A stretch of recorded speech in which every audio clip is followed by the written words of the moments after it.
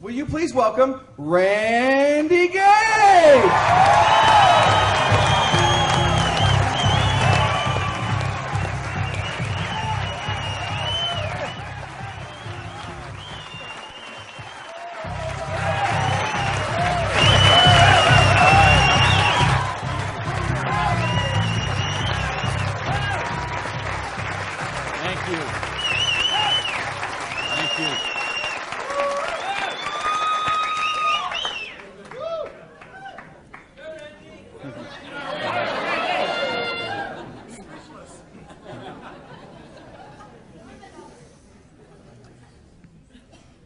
So what do you do when your dream dies? Do you sit down and cry? Do you give it up and let it die? Or do you give it one more try? Let me tell you the way it worked for me.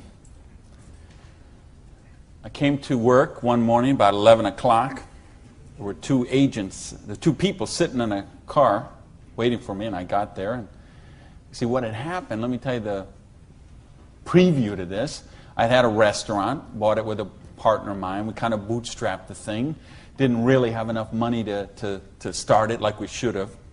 We tried to grow it as best we could, but we didn't pay the taxes, and we struggled by and borrowed from this account to that account and this account to that account. And eventually I bought him out, and I sent a letter to the IRS, who's the tax agency there in the States, and said, I'm the new owner here. We've had some problem with taxes. I want to make this right. Let's work out a payment plan. And I never heard anything for 3 months.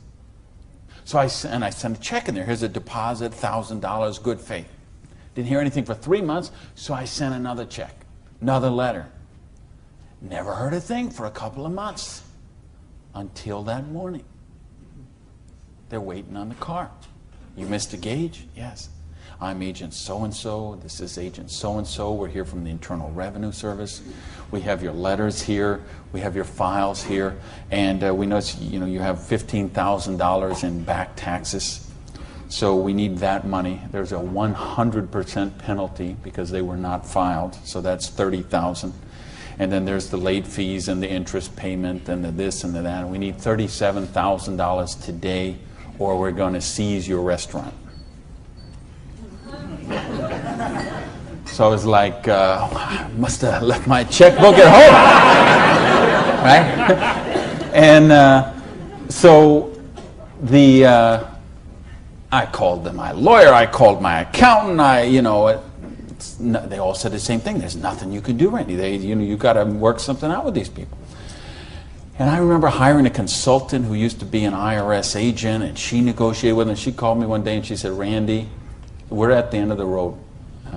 The way they keep compliance is they have to set some examples sometimes, and you had a busy delivery business and they saw those cars going all the time with the signs on them, and they need to make examples, and they just want to make you an example. And so they auctioned off the place on the courthouse steps, $500,000 a year operation. They auctioned it off for $11,000.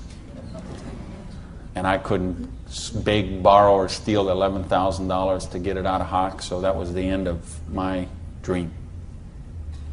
And I remember driving along in the car that day, not even my car because I didn't have a car anymore. I remember driving along in my friend's car and crying in the car, thinking, I have to call my mother and tell her this. I have to tell my friends this. I mean, I was so ashamed. I was so humiliated. I didn't know what I could do. How was I going to tell people that I had lost my business? And between the $37,000 I owed those guys and then the money I owed for the vendors, whatever money I had left that day, I took and paid off the employees and said, this is the last check you're going to get, so do what you can with it.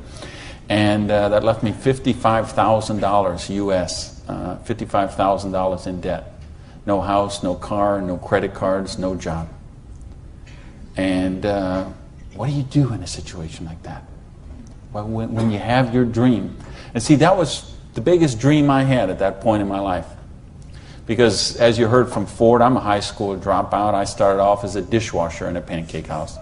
And then I worked my way up to cook, and then I became a waiter, and then I was a manager trainee. And I thought, boy, if I could just be a restaurant manager, that would be, I could wear a tie, I'd go around with the coffee pot. How's your dinner this evening? Everything okay? You know, I thought, oh, this would be it.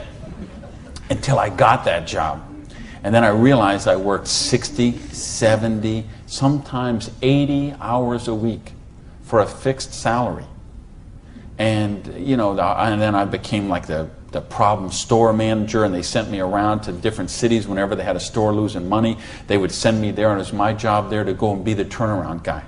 So I'd go in and work on the payroll, work on the food costs, the controllable expenses, make the thing profitable, and they'd send me somewhere else. I lived in 18 cities in 5 years. So think what kind of home life you have, what kind of friends. You don't have any friends. You don't, you know, because people stop calling you. Because every time they call you, you're always working. And you never go to the movies, and you never go to dinner, and you never go anywhere, so they just stop calling you. And your work becomes your life. And I know we've got people in this room tonight, and people watching on this film today who are going through the same thing. We get out of balance. We get so busy chasing our income, we forget about living life. We forget about living our dreams. So anyway, that was my dream. I thought to run a restaurant until I got it. And then I said, wow, this is crazy. I'm minimum wage here. When I divide all these hours I'm working with what I'm doing, I know what I got to do. I need to own my own restaurant. That would be the dream. And that's the great American dream, of course, back in the States, is you get your own business and you start it up. And so that's what I did.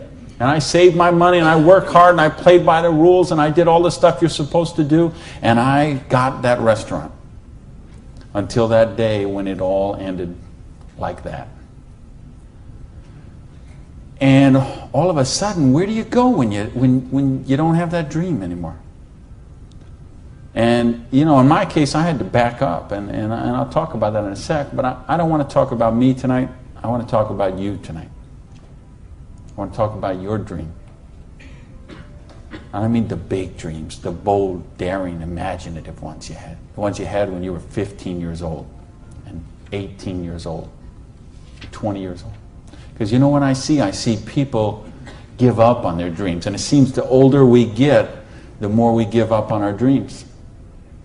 And you know, talk to any kid who's 15 years old, and they know they're going to have a great car when they grow up, and a great house, and a great job, and a wonderful spouse, and they're going to be rich, and they're going to be successful, and they're going to be an astronaut, or a football star, or a rock star, or whatever, right? There's no limits to what they can dream.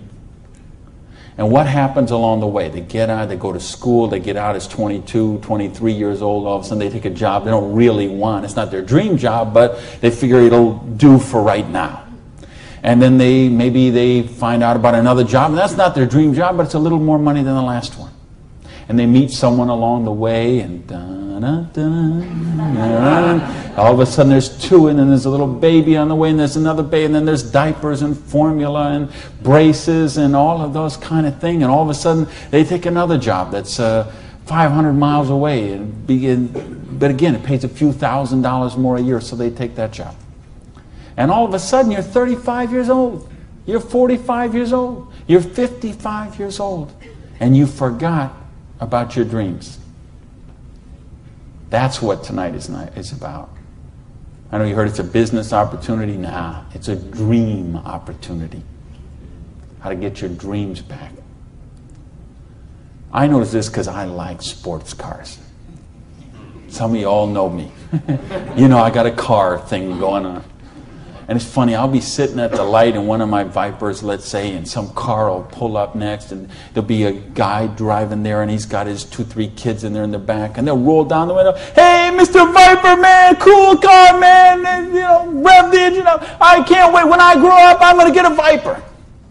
And kids say that to me all the time.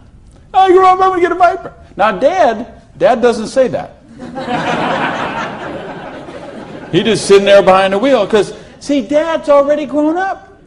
And he figured out he ain't getting the Viper. He's got the minivan. Right?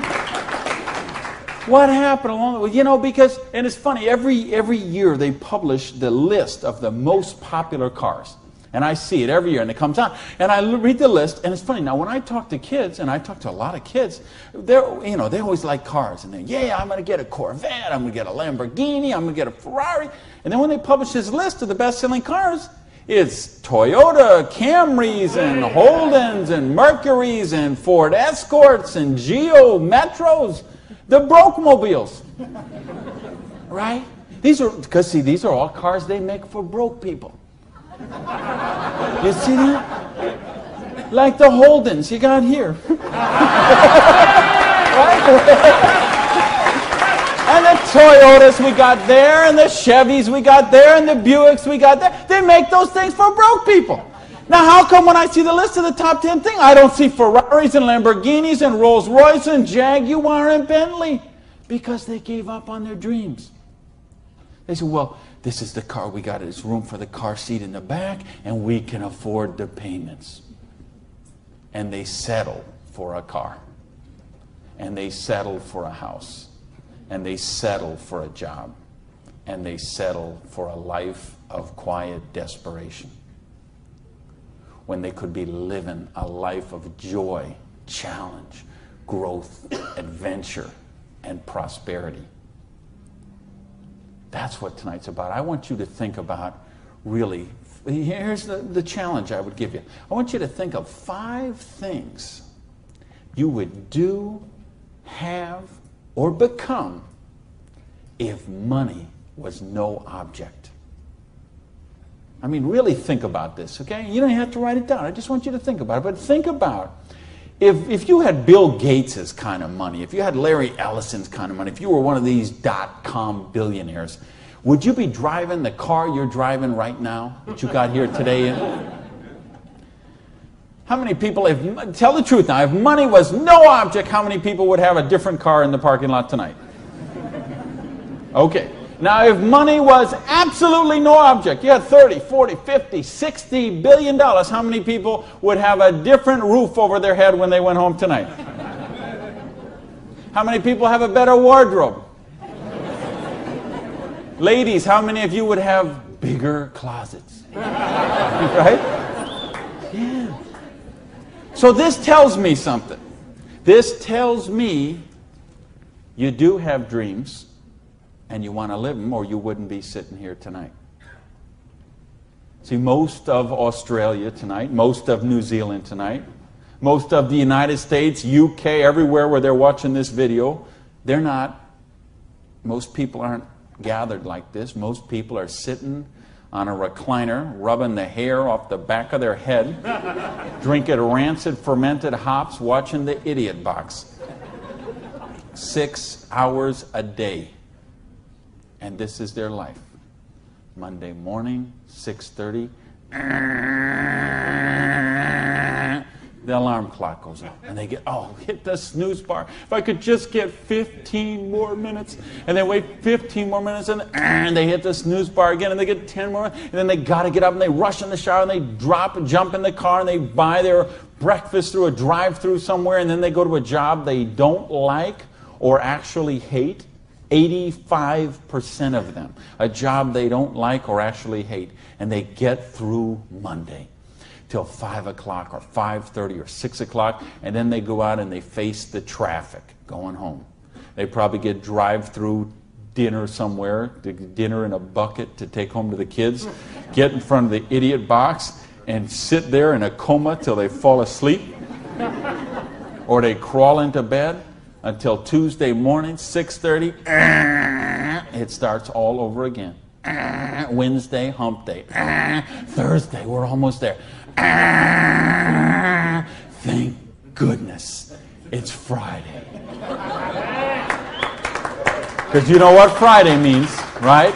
Because Friday means somewhere near the end of the day, the boss is going to say, hey, here, boy. You're going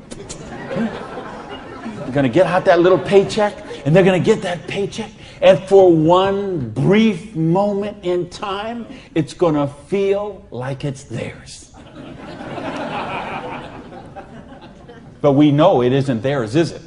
because they got all those little window envelopes from the credit card company just waiting for them. And that money is spent long before it ever got there.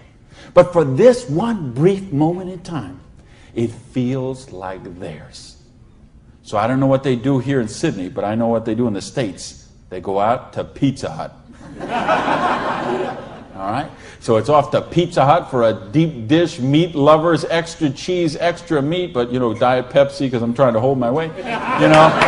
And off to the Pizza Hut, and then it's off to the neighborhood video store where they rent 3, 4, 5, 6, 8, even 10 videos to get them through the weekend, and they will spend their entire weekend sitting on that same recliner, rubbing that same hair off the back of that same head, drinking the same rancid fermented hops in a coma all weekend long, video after video after video, so they don't have to think about their life of quiet desperation until Monday morning, 6:30, when it starts all over again.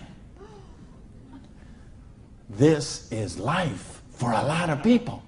This is life for millions of people. They're missing out on the real life. They're missing out on the real joy. And I don't want that for you.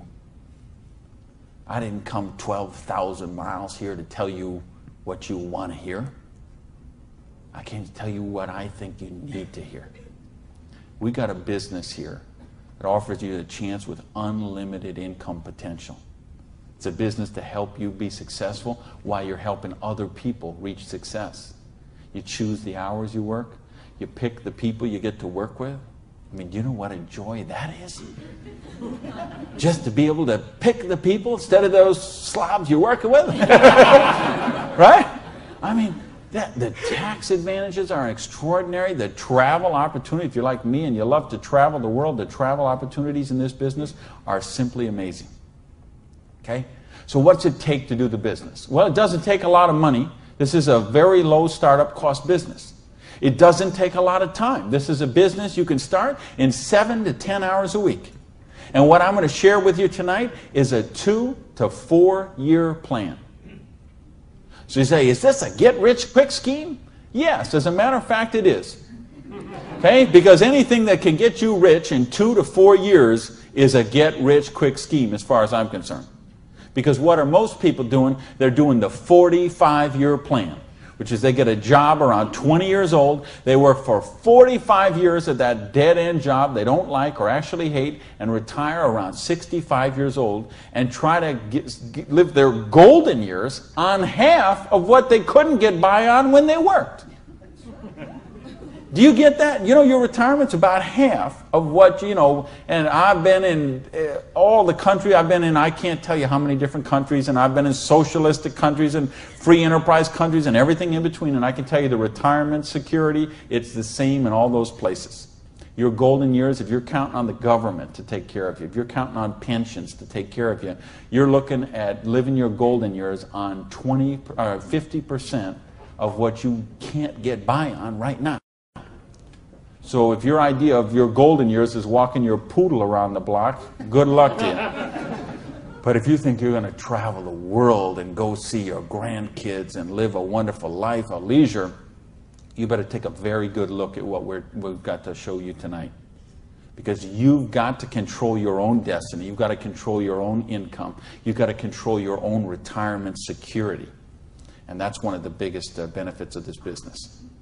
So it's a 2 to 4 year plan, takes 7 to 10 hours a week. It doesn't take a lot of money. So what does it take? It takes the dream. Because if you don't have the dream, you'll never find the 7 to 10 hours a week. I can guarantee you that. You're busy. We're all busy. You're working, you're picking up the dry cleaning, you're making dinner, you're taking the kids to football practice, you're paying the bills, you got to sleep, you got to eat, all this. You're using 24 hours of every day already. So what's got to give? You've got to find a dream, something that will take you to this frame of mind where you will change the way you live, you will change the daily actions you take, and you will change your mindset for a 2 to 4 year period. So So that alarm clock will go off at 6:30 in the morning. You'll get up, you'll have your breakfast, you go to work, you'll work 8 or 9 hours at your job, you'll get out of the job, you'll run somewhere, grab a bite to eat, and go somewhere and work for another 3 hours in the evening. When you could be home watching TV, when you could be with your kids, when you could be with your family, when you could be watching a football game or something else. But you will make a sacrifice. You will say, I will find the 7 to 10 hours a week for 2 to 4 years to build my freedom, to build my security, to build my independence. And don't tell me, ladies, well, I can't do that because of my kids. Let me tell you what I say to that. Don't use your kids as an excuse not to do the business. Use your kids as the reason to do the business. So you can raise your own kids instead of paying someone else to raise them for you. You know how many people drop their kids off at a daycare center at 7:30 in the morning and pick them up at 5 o'clock at night? Those poor kids couldn't pick their mother out of a police lineup.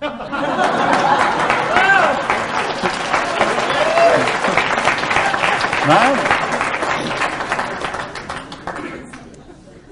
Don't use your religion as an excuse.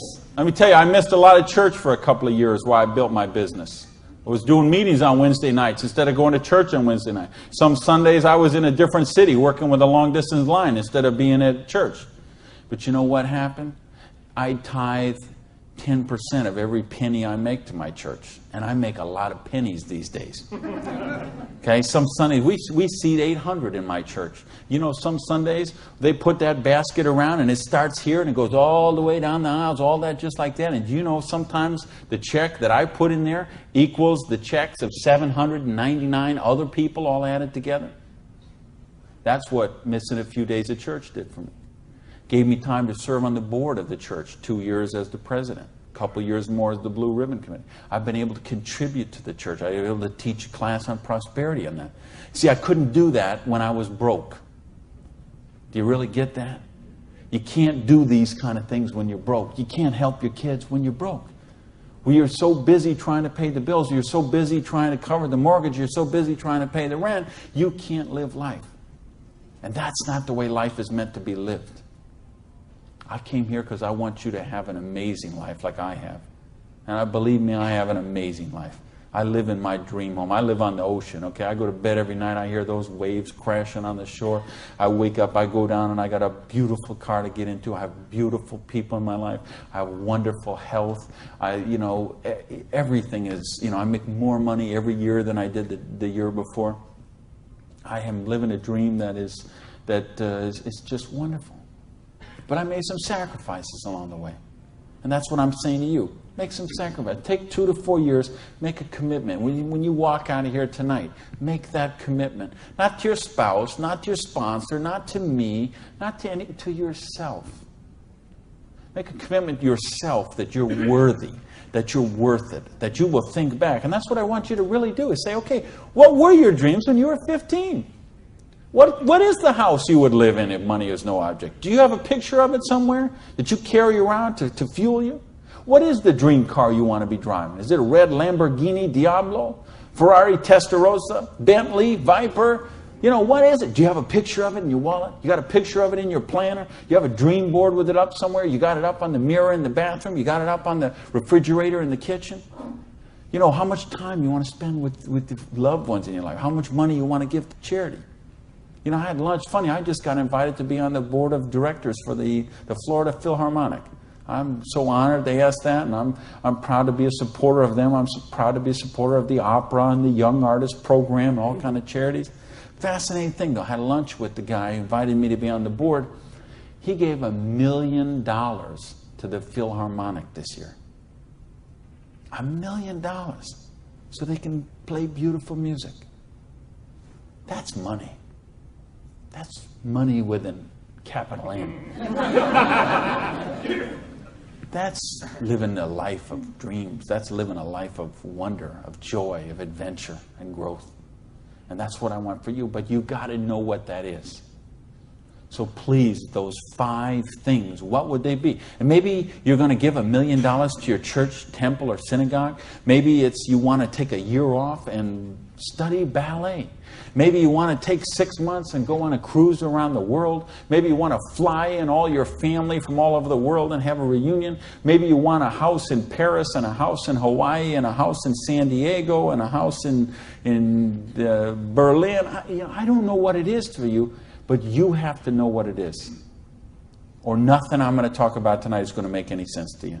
You'd be better sitting home watching Survivor, Big Brother, Fear Factor, whatever one of those shows. You could sit watching any one of those shows instead of be here tonight. Because if you're here tonight, you got to know what your dream is.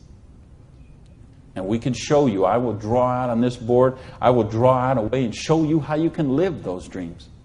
And I'll show you how to build some residual income, some retirement security, and you can just do the numbers yourself, okay? And you could say, all right, is there any of those 5 things that I would do, have, or become that I can get with what I see here on this board?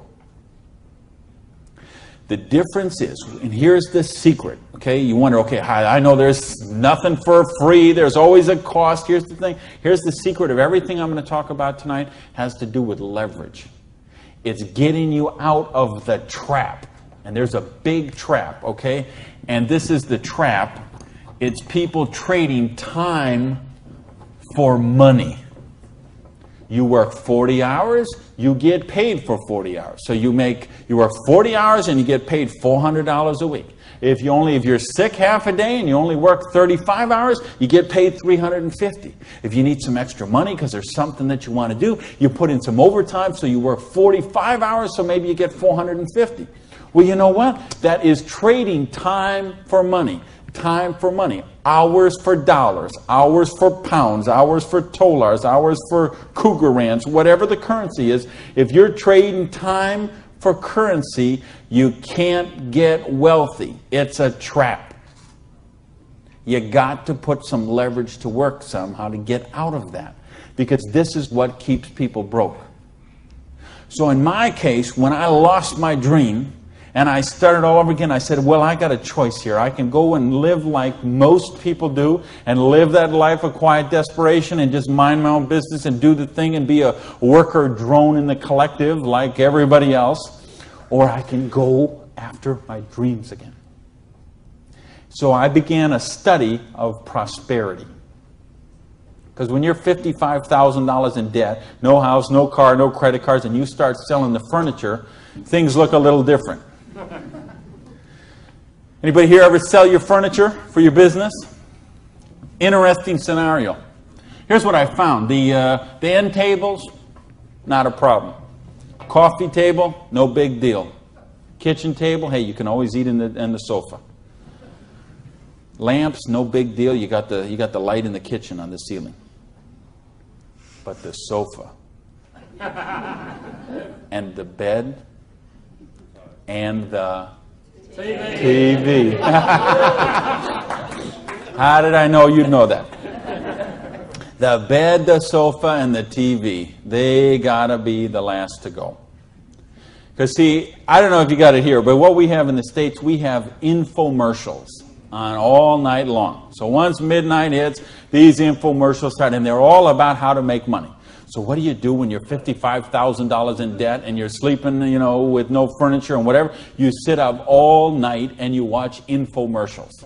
And then you sleep all day and you're so depressed and you get up and you read the one ads and you think you don't even have bus fare to go to the job interview and you think how miserable your life is and you eat macaroni and cheese 3 times a day, which is what I did for weeks and weeks and weeks. So I'd get up, sleep, mope around, eat my macaroni and cheese, and then midnight would start the infomercials. And I remember we had a Vietnamese guy named Tom Vu. I don't know if you ever saw that here, this infomercial. He had one of those courses on how to buy real estate, no money down. So one night, it's 3 a.m., I'm sitting on the sofa. Tom Vu comes on. He says, "You, sitting on the sofa! You, it's 3 a.m. Now I know he's really worried because it's 3 a.m. I'm sitting on the sofa. He said, "You sitting on the sofa at 3 a.m. Your wife's asleep. Your baby's asleep. You are a loser." Nobody cares about you. You a loser. If you don't buy my program, you deserve to be broke.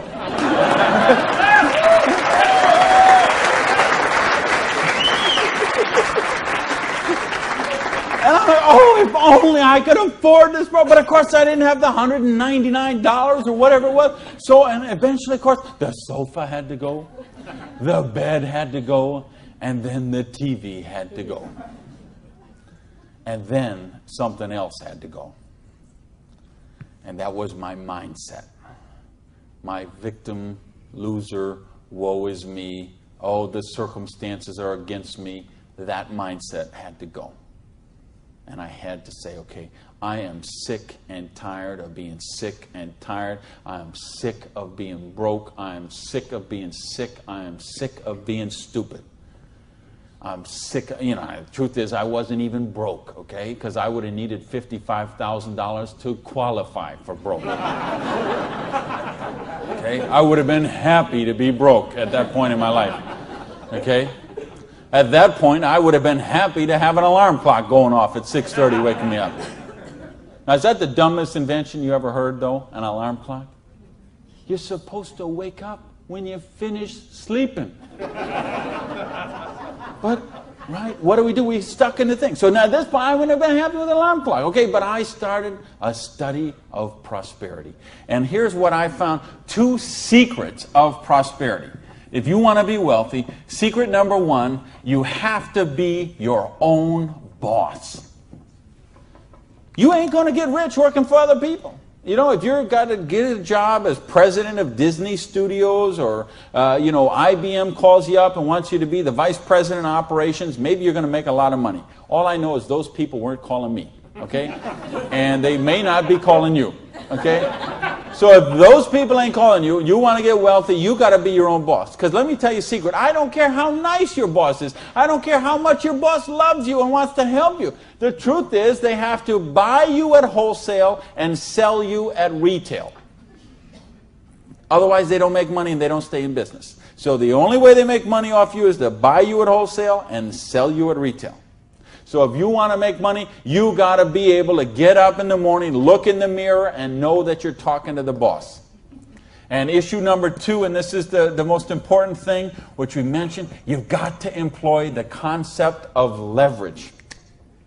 And this is something, J. Paul Getty, who was one of the wealthiest people the world ever known, he understood this.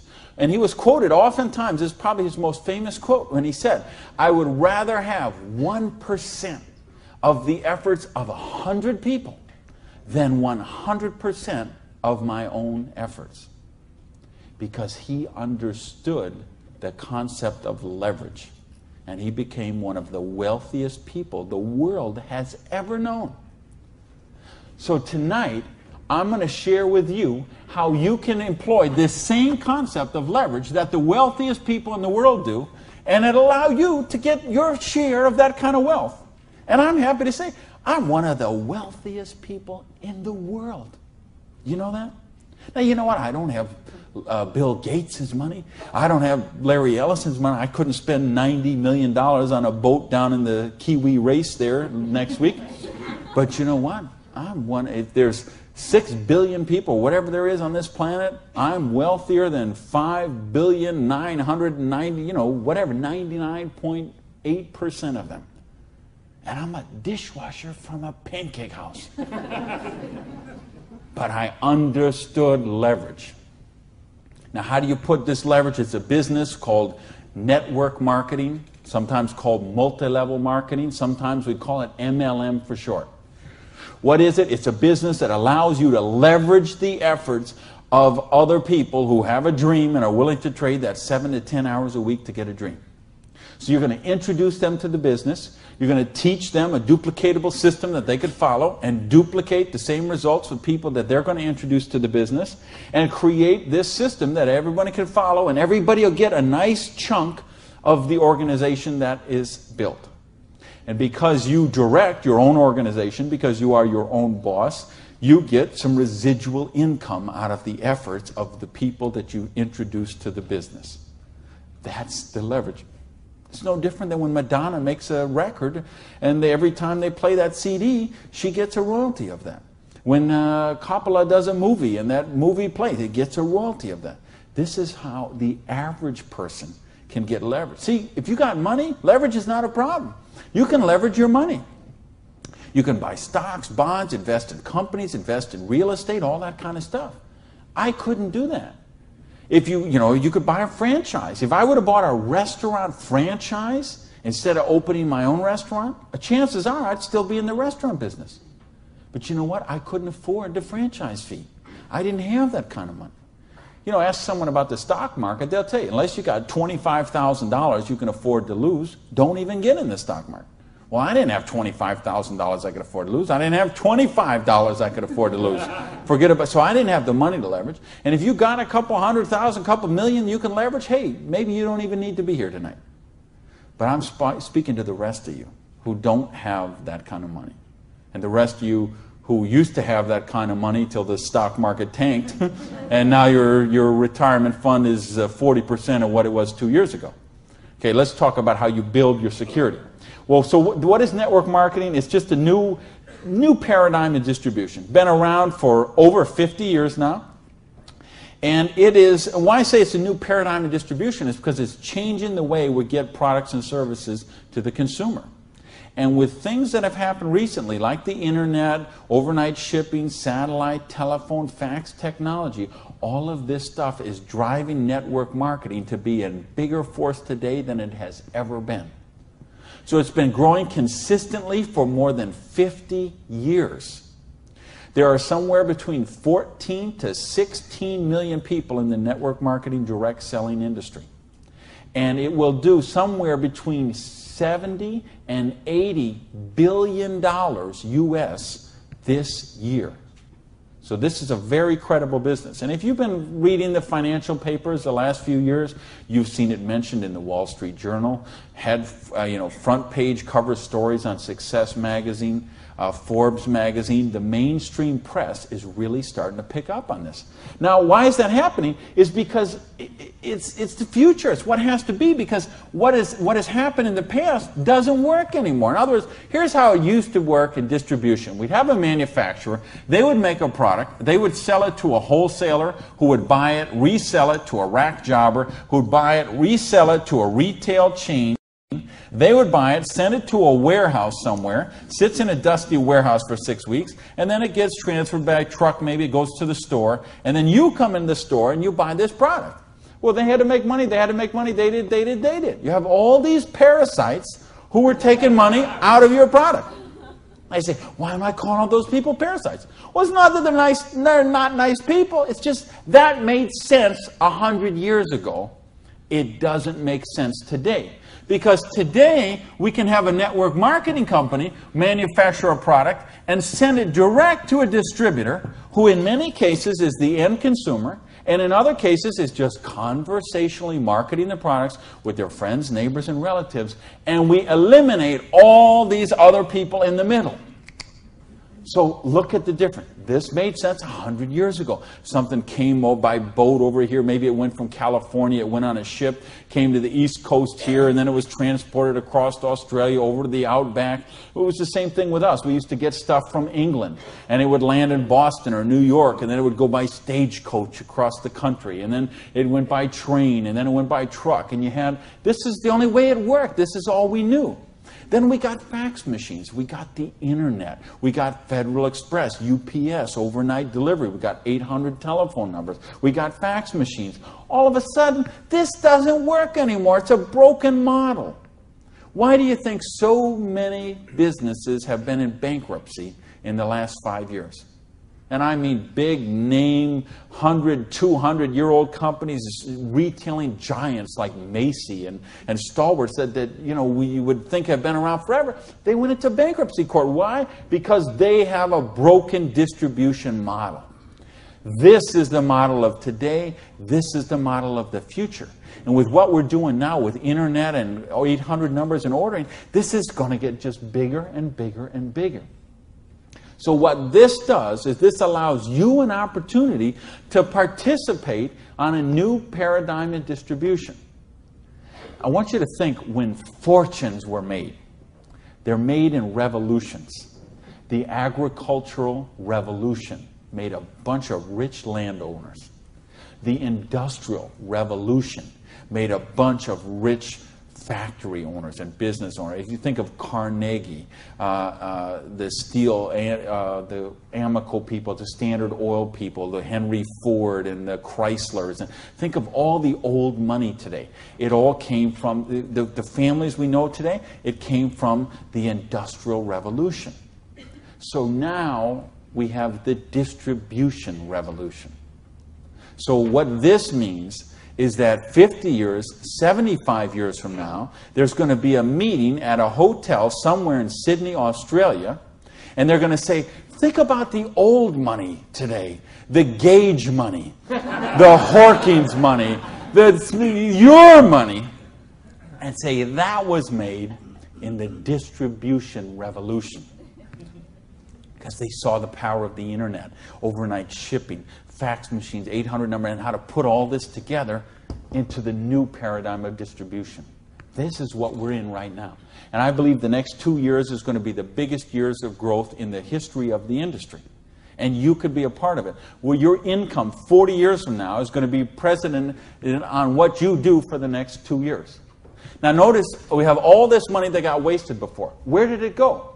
Well, there's two places it goes. Number one, it goes to product research and development. And I'm going to talk about that in just a little bit. And the other place it goes is right here to you, the distributor. The people who actually get involved with the business. All this money that you... Because see, sometimes you could go to the store, you could buy a box of cereal for $3.50. The actual cereal, the cost of that cereal might be 40 cents, 35 cents. What is all the rest of that money? It's all this wasted layers of distribution. So see, that isn't necessary anymore. So that money gets freed up, and because you are a pioneer of the industry, because you are somebody with a vision and a dream, and you're willing to trade the 7 to 10 hours a week to get the dream, you're going to cash in about that. I want to sketch out how the business really works, so you get an idea how the money takes place and how you can participate in that. I guess, is this? I think this is, I found the secret. You do it a little different here down under. All right, let's talk about how you make money in the business. You, not me, not them, you. How do you make money? Well, you got a dream. You're willing to trade 7 to 10 hours a week for 2 to 4 years to get your dream. So you sponsor in the business. Okay, you make that commitment. Your sponsor says, all right, I'm going to work with you, train with you. What we're going to do is we're going to help you identify, and I'll use this as an example, 6 people who you know who have a dream and would be willing to trade 7 to 10 hours a week to get the dream. Fair enough? Everybody follow me so far? Everybody follow me so far? All right, just making sure you're not nodding off over there. All right, now let's suppose that everybody involved in the business produces a volume this first month that you get involved in the business of $100. Now notice I didn't say $1,000 or $10,000 or $100,000. I said just $100. Why? Because I want to show you this is very simple, very duplicatable, very doable for everyone. The secret of this business is leverage. We have a lot of people doing a little bit, just 7 to 10 hours a week. So now if you and each of the 6 people you introduce into the business produce a volume of $100 the first month, you'd have $700 worth of volume in your organization, right? Now, we have a lot of different companies represented here tonight. There's all kind of different pay plans. But I think you're going to find, as an average, what you're going to see in the business is you can make about 10% of what your organization does in volume. So if you had 6 people plus yourself, everybody did $100, you'd have $700 volume, so you'd make $70 your first month in the business. Now you say, come on, Gage, you brought me here for $70 a month.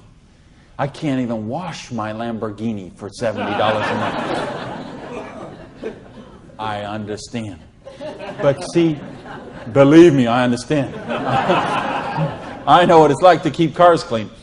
But this is just month number 1.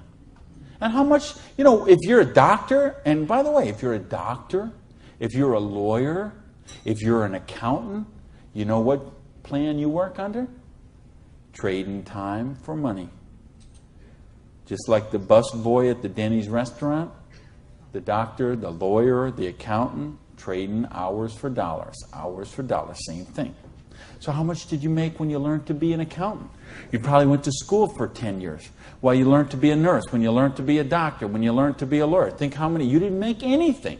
So don't be crying about your lousy $70 here, okay? Because you're learning the business. Because look what happens next. Now the second month, we're going to say, we're going to help you help your people. We're going to teach you that duplicatable system to teach your people. And we're going to have them, now we're going to say they're not quite as bright as you are, okay? They didn't quite get this as good as you did. So they each got 5 people that they're introducing to the business, all right? Now, of course, it will not work out exactly this way, because I know some of you accountants there are sitting there thinking, okay, this guy might only get 4. Don't worry about that. I'm just making an example. So you got the 6, and this 6 each got the 5. Well, that would put 30 new people in your organization. Plus, you still have the 6, plus you got you. So now, the second month, you'd have 37 people, each doing $100. How much would that be? $3,700, right? So 10% of that would be how much? $370. Now you say, okay, $370 is a nice little pin money, but it still isn't going to buy my Lamborghini. I understand that. But that's just month number 2. Because all of a sudden, look what happens. There's 36 other people who are, now they're not working for you, they're working for themselves. So they're not calling in sick, they're not stealing paper clips to take home, okay, none of this stuff. They're all working for themselves, right? Now, what happens when we duplicate the process? And we say, now we're going to teach them how to teach their people. And you say, well, how do you do that? We've got a complete step-by-step duplicatable system to show you how to do that. You're going to teach your people how to teach their people. So we say, what if those 5 each just got 4? Now, why I'm doing this? Because I want to be really, really conservative. If I showed you what could really happen, I'm afraid you might swallow your teeth. So I'm going to be very conservative. So now if the 30 people each just got 4 people, now we'd have 120 new people in the organization. They don't work for you, they work for themselves. 7 to 10 hours a week, they're building a dream. 120 plus the 30 plus the 6 plus you, that's 157 people. Everybody just doing not $1,000 a month, not $10,000 a month, not 100 lousy dollars a month does $15,700 income or volume, which means your income for month number 3 would be $1,570. Now, all of a sudden, we have a little money, we could play with something. We could do something with $1,500 a month. Do you know how many bankruptcies would be avoided with $1,500 a month? I would make a bet to say of all the personal bankruptcies, and there's been a record year for personal bankruptcies the last 6 or 7 years in a row. Every single year has broke the record from the year before. And I had someone very close to me did this just a couple of years ago. And I'm telling you, I bet 90% of them would be eliminated with $1,500 a month. In fact, 90% of them would probably be eliminated with $300 or $400 a month. Just this much, the $370 a month, would help most people that they could just start paying down their credit cards instead of paying those minimum balances every month. By the way, do you know how long it takes to pay off your credit card if you're paying the minimum balance every month? 10 years? 20 years? 30 years? 40 years. That's how long it takes. So if you're paying the minimum payment every month, get happy, because in 2042, you're all paid off. All right, now we're going to go down one more level. Now we're going to say, what if the 4 people each just work with 3 people? Now again, everybody's not going to do it this way. Some are going to do it more, some are going to do it less. But I just want you to see how it works. Now the 120 people each do 3 people. That give us 360 people, plus the 120, plus the 30, plus the 6. This comes to how many? Somebody help me. I'm a high school dropout. 500 and something. 517, is that right?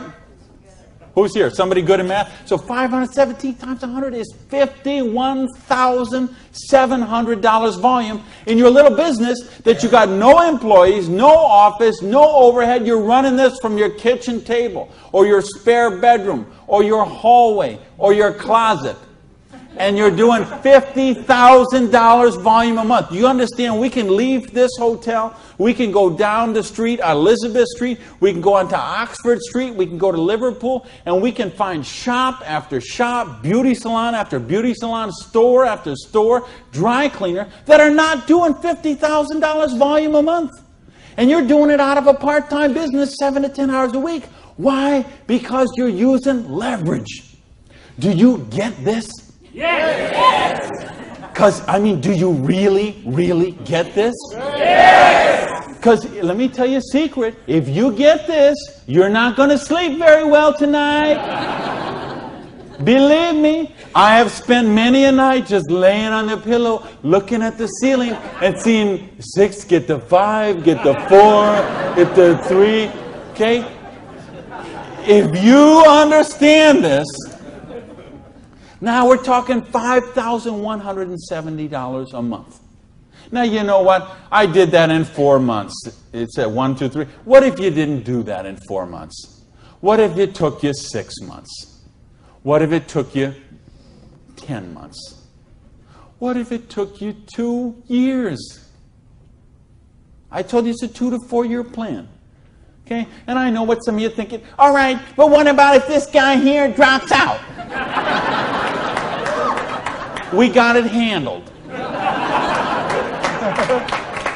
Okay? We have a thing called dynamic compression, and so we know when someone drops out, we eliminate that volume, we move up the next qualified person, and the whole organization moves up. So we got that covered too. Okay? So, but what if you didn't do this in 6 months? What if you didn't do it in 10 months? What if it took you 2 years? Would it be worth trading 7 to 10 hours a week for 2 years to have an extra $5,170 a month? Yes or no? Hello!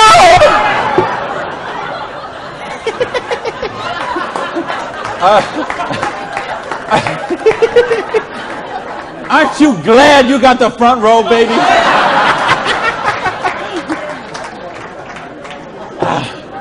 Now, let me get some more water here. And let me ask the question again.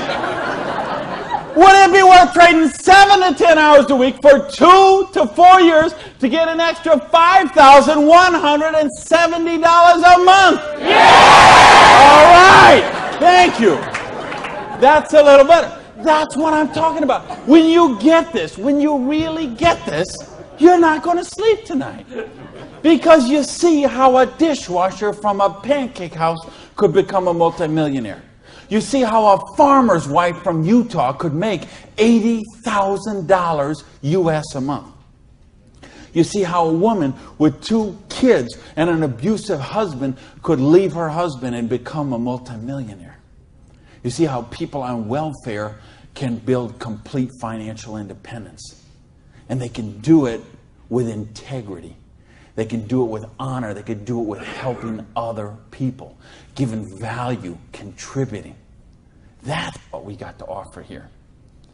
So see, now you say, okay, all that sounds good. It looks good, but what's the problem? What is the $100? Well, I told you, remember that whole distribution model? We have all of that money that used to get wasted. Now that goes into product research and development. You will see some of the most cutting-edge, state-of-the-art products in network marketing that you won't see anywhere else in the world today. Some of the best scientific breakthroughs, some of the best health breakthroughs, some of the best wellness breakthroughs, medicine breakthroughs, herbal breakthroughs have been personal care products, environmentally non-toxic, natural products. Some of the most breakthrough products in all of those categories have been brought to the marketplace because of network marketing, because they have the time, the money, the research, the resources to do that kind of research. So what I'm going to ask you is, if you're here, you're looking at this for the first time tonight, if you're on the video and you're seeing this for the first time tonight, you have a conversation with the person who invited you here. Have a conversation with the person who asked you to watch the video.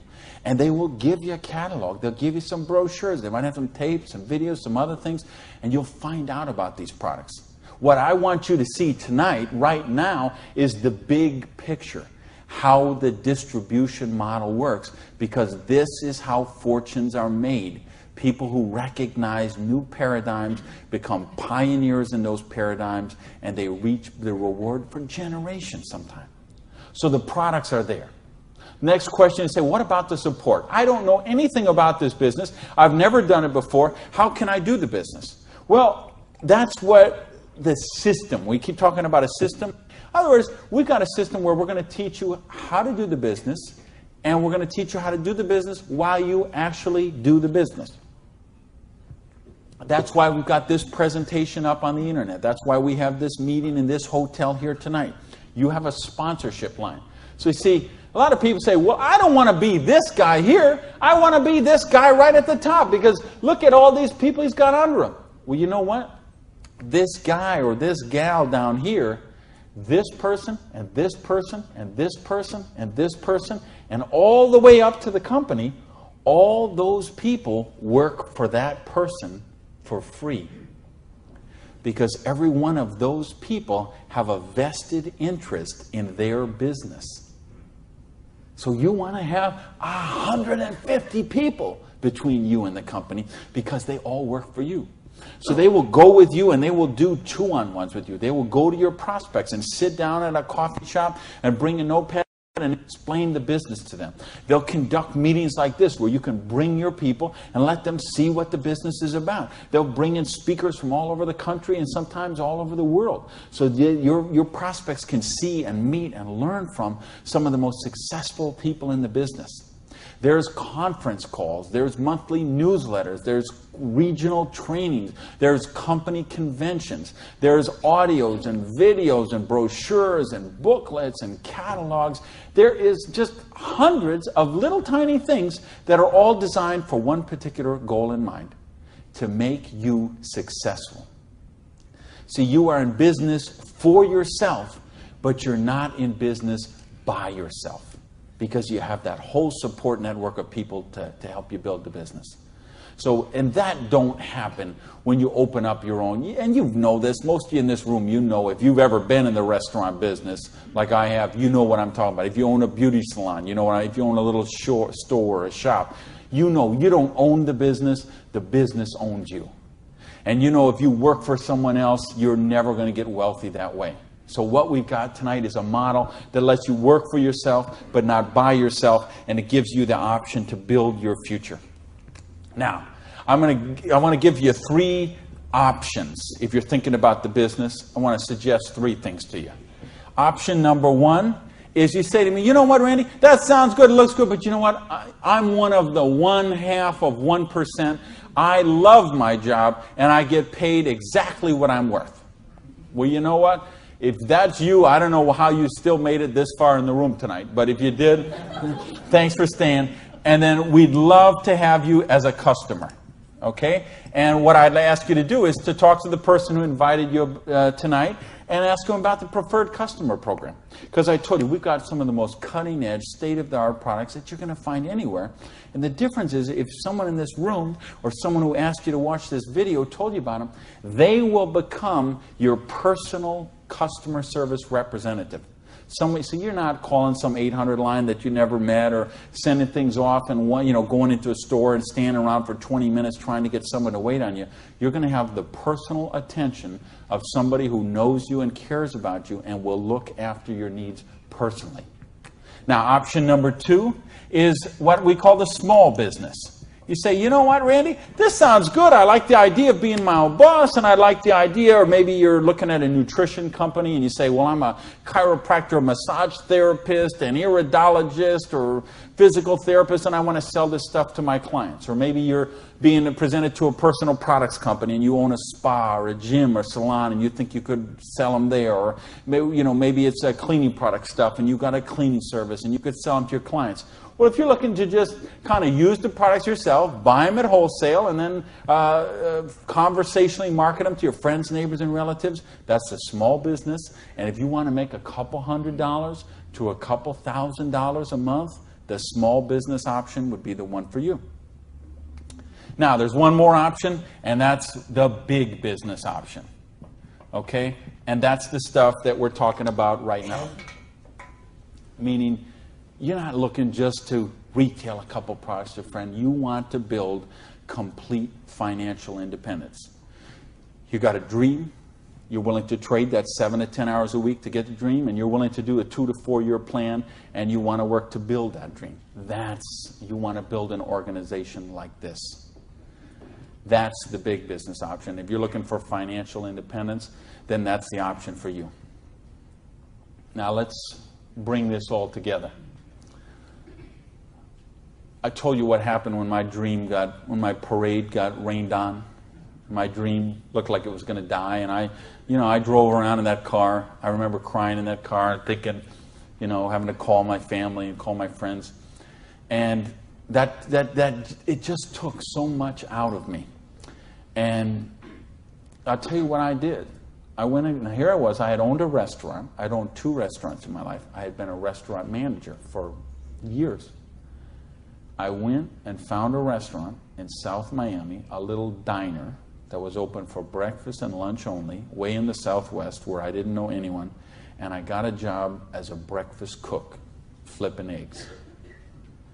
For 2 reasons. Number one is they would pay me cash every week. They would cash my paycheck, give me the cash, because I didn't have a bank account, because if I had a bank account, the tax people were going to seize it.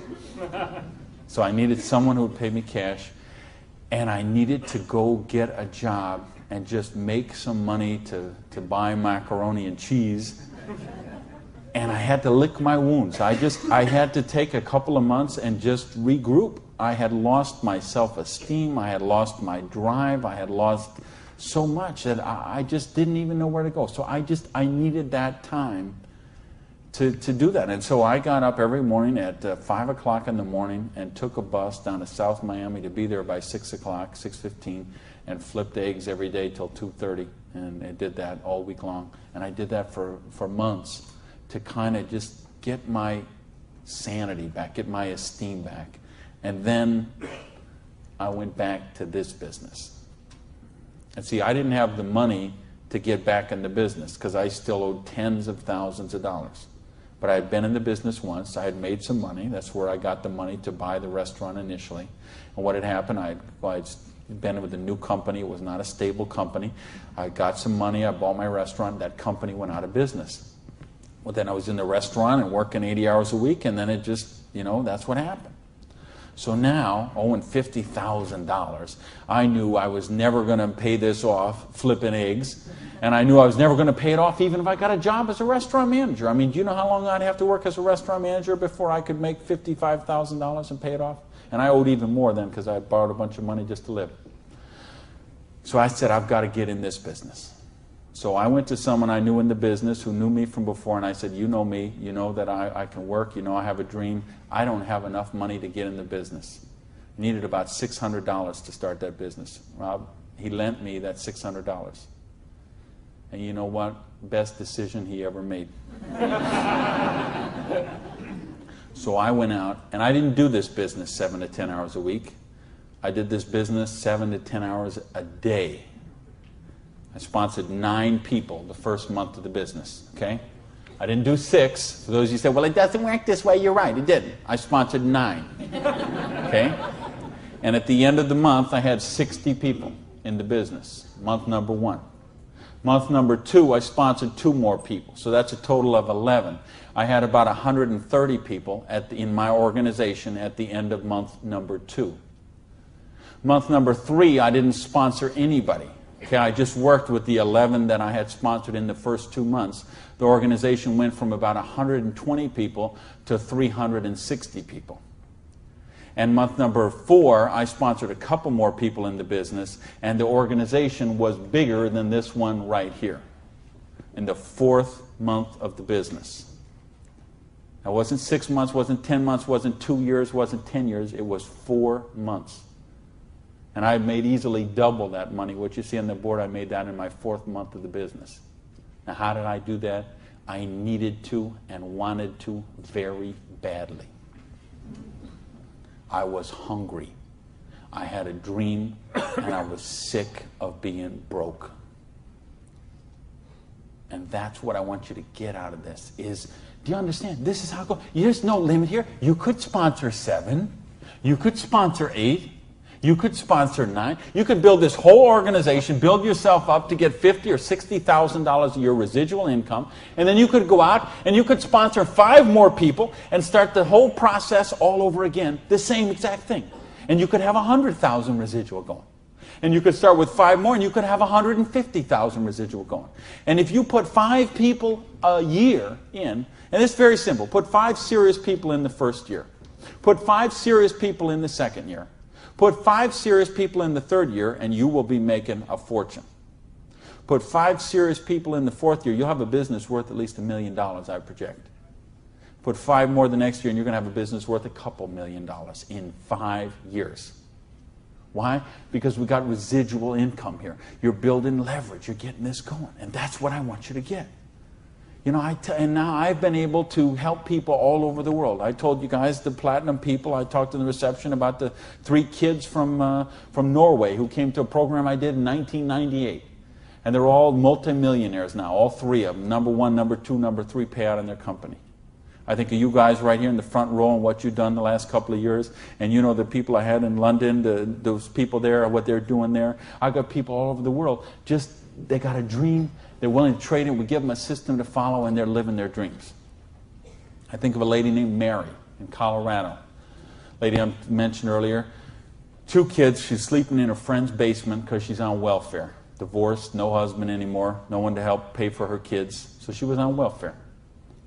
And along the way, she got attracted to the business. Along the way, I was able to touch her and touch her life, show her some things, how to follow a duplicatable system. She built an organization making $30,000 US a month. Now, you know, the $30,000 US a month, I'm okay with that because you can get by on that. Okay. I couldn't get by on that, but I know a lot of people could get by on that. But you know what? It's not the $30,000 that gets me so excited about what Mary did. It's what Mary did. It's the example she does for her 2 kids, okay? It isn't just the money. It's what, I mean, do you know what that means to those kids to see this woman who was on welfare and just desolate and nowhere to turn, and you meet her today and she is so well dressed and positive in her esteem and she's so confident and she is modeling this behavior and setting such an example for her kids. This is how you raise good kids. Is you show them how to be successful yourself. You don't tell them grow up and get an education, grow up and be successful, grow up and make money. You model the behavior for them. Jan Rue, who a lot of you know, I've done programs with Jan. Here's a lady, same thing, abusive husband, divorced, 3 kids I think, became the #1 payout in her company. Why? Because she had a dream. And she was willing to trade that 7 to 10 hours a week to get a dream. And we've got the model here where you can do that. There is no limit to what you can do. But I don't want to talk about my story anymore. I don't want to talk about Jan's story. I don't want to talk about Mary's story. I don't want to talk about Orion's story. I want to talk about your story. I don't want to talk about my dreams, Jan's dreams. I want to talk about your dreams. You know, go back to where we said earlier. Did this kind of thing, if you did this in 6 months, a year, 2 years, is there something on your list of 5 things you do have or become you could do with the down payment, with what we're talking about there? And if not, how big is your dream? Are you willing to pay the price? Are you willing to live your dreams? Because if you are, we've got the business that will allow you to do that. So I got a couple questions for you, and then I'm out of here. I'm looking for 1-word answers. Question number 1. Do you believe you're really worthy of success? Yes! Question number 2. Are you really willing to live your dreams? Yes! Baby! And question number 3, the last question, and I'm looking for a 1-word answer once again, and you better blow the roof off this joint, because that's it, and I'm out of here. Because all of this, all of these numbers, all these things, it all goes back to this one circle. These are not circles, Every one of these represents a person, and this circle right here represents you. And this thing only works if you believe in you. If you believe you are worthy, if you believe you have a dream, if you're worth that dream, if you're willing to trade that 7 to 10 hours a week to live that dream, if you're willing to not let your dream die. You're not willing to sit down and cry, even if you have to sit down. I had to sit down and cry. But you're not willing to give up and let it die. You promise yourself, you make yourself, you commit yourself to give it one more try. So the last question I'm asking you is based on everything we've talked about tonight, everything you know about this business now, everything you know about the person who invited you, everything you know about you and what you are and what your dreams are. I need to know, are you willing to give it one more try? Yeah! Thank you. Good night, everybody.